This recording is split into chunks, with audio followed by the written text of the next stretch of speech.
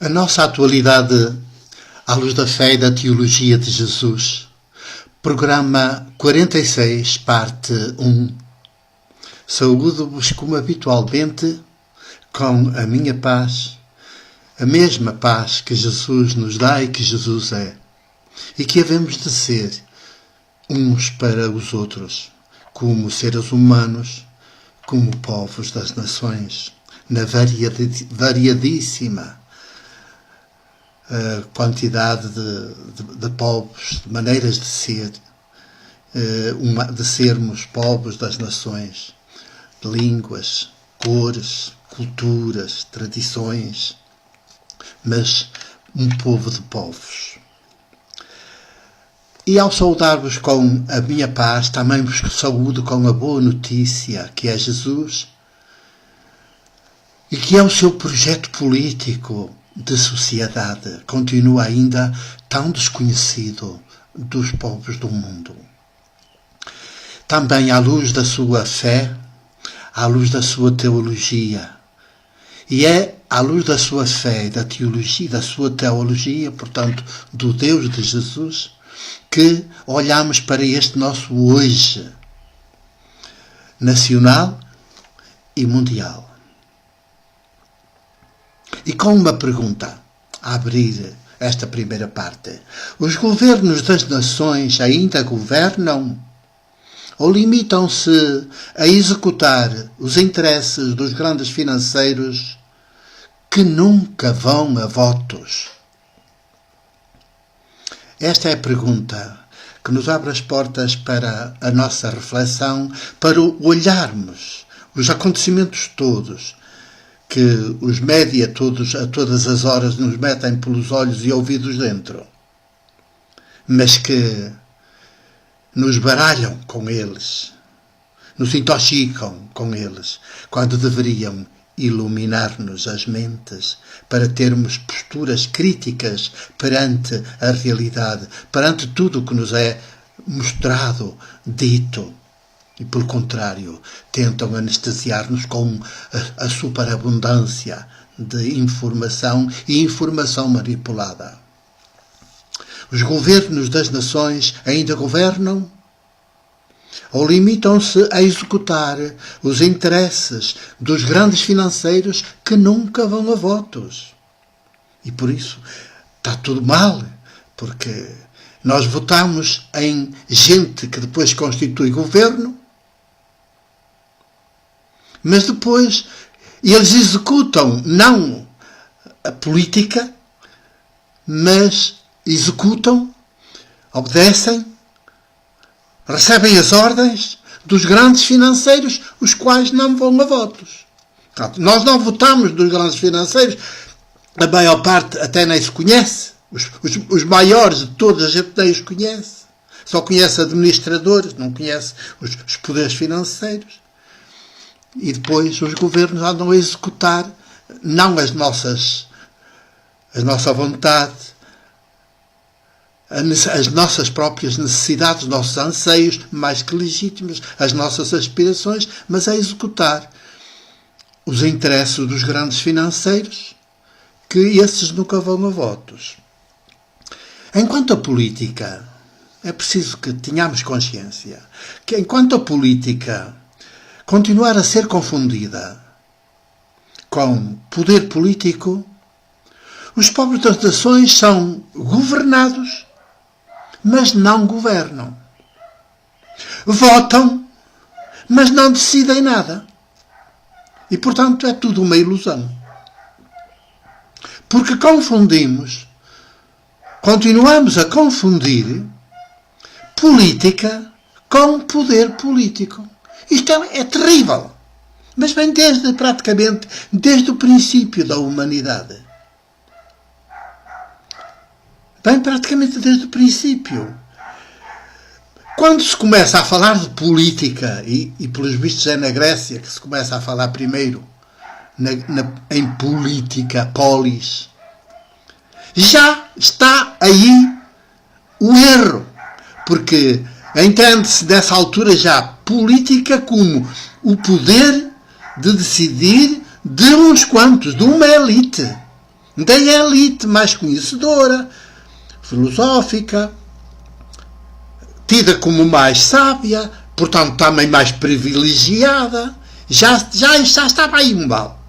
Ora, política é cuidar da terra, cuidar da vida, cuidar dos seres humanos, dos povos, a partir de nós, dos nossos anseios, das nossas aspirações, da realidade concreta que temos diante dos olhos e dos ouvidos, que somos nós próprios. Portanto, política exige o envolvimento de todos os seres humanos, que ninguém fique de fora. Não somos observadores, somos praticantes. A política exige ser praticada por todos os povos, pelos seres humanos, cada um segundo as suas capacidades, mas todos religados entre si, política praticada. Enquanto continuarmos a confundir a política com o poder político, os povos das nações são sempre só governados e governados segundo os interesses dos grandes financeiros que nunca vão a votos, mas nunca decidem nada. Até vão votar, mas não decidem nada com os seus votos. E está tudo mais que claro neste século XXI, neste terceiro milénio, está tudo mais que claro, porque hoje nós sabemos, temos acesso a tudo, de forma deformada, mesmo assim acesso a tudo. Sabemos o que está a acontecer na Itália, sabemos o que está a acontecer na Europa, sabemos o que está a acontecer aqui em Portugal, que é a nossa proximidade maior, de qual fazemos parte, mas conhecemos também tudo o que está a acontecer na China, na Rússia, com os chefões, e que não estão ao nosso serviço, não estão ao serviço dos povos, mas dos grandes interesses financeiros. E os grandes financeiros, dos grupos financeiros, nunca vão a votos. E, portanto, nós votamos, não decidimos. Roubam-nos.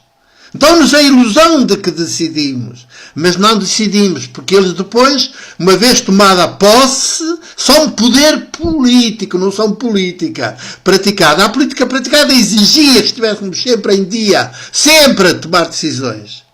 E não, delegamos isso noutros e transforma-se em poder e eles não decidem segundo as nossas vontades, nem querem saber delas, mas segundo aquilo que lhes impõem os grupos financeiros do mundo, que nunca vão a votos. Temos todas as condições científicas neste início do terceiro milénio. Temos hoje todas as condições científicas para sermos uma terra de paz, de abundância de bens, de felicidade. E a realidade mostra exatamente o contrário. Basta ver as aberturas dos telejornais, as notícias a toda a hora, que as televisões estão sempre a exibir por imagens e também com palavras dos pivôs e dos repórteres.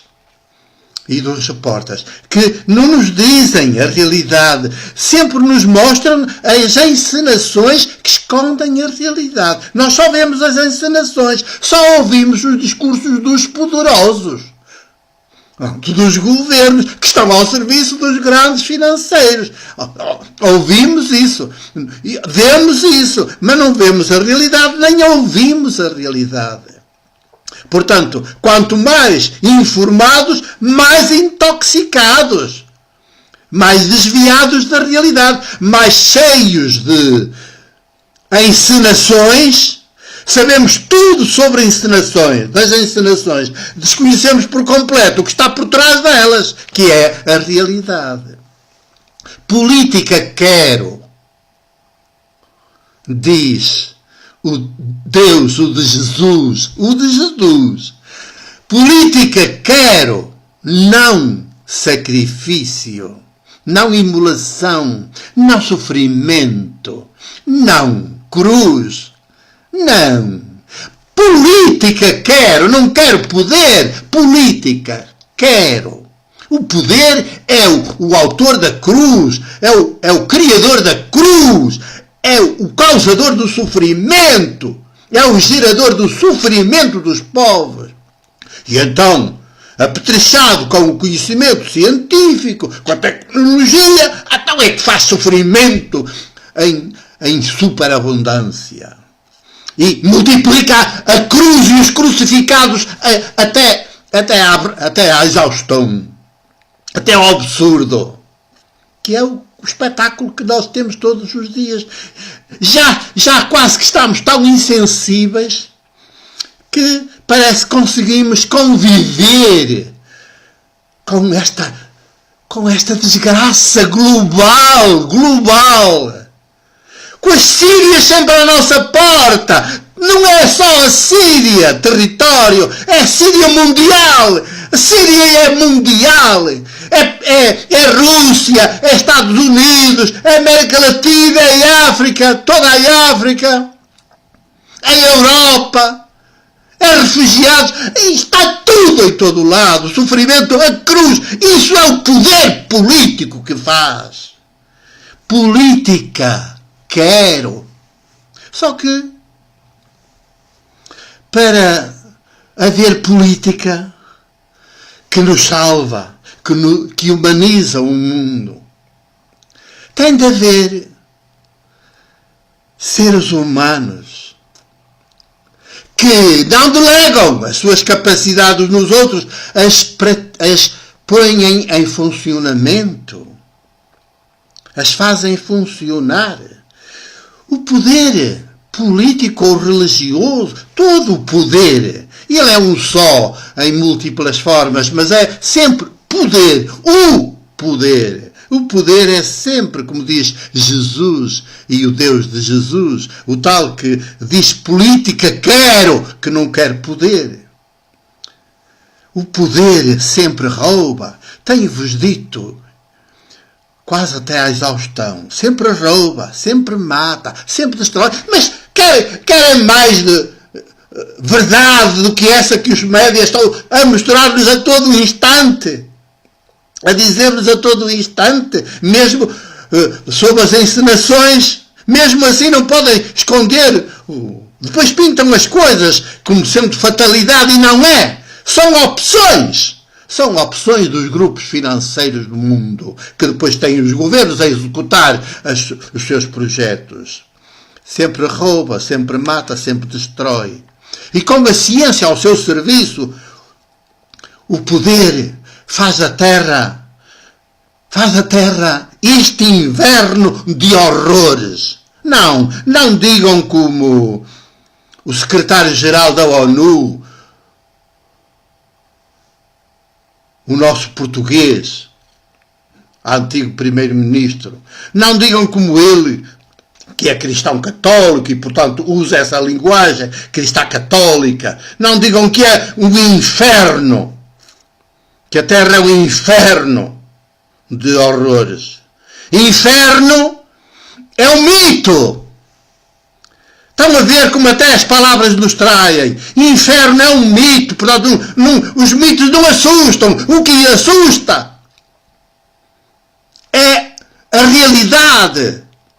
E a realidade é que é este inverno de horrores que está aí e que os médias exibem como fatalidade. Quando é crime, é pecado, é tudo provocado cientificamente. Provocado cientificamente. Acordemos! Por isso, neste tipo de mundo, neste início do terceiro milénio, são precisos o que eu chamo duelos antropológicos, teológicos, duelos antropológicos, teológicos desarmados. É sempre desarmado o ser humano, fragilidade, que enfrenta o poder. Pode ser esmagado, mas ele mostra quanto é absurdo. Vamos então prosseguir numa segunda parte deste programa para iluminar mais à luz de Jesus. Até já.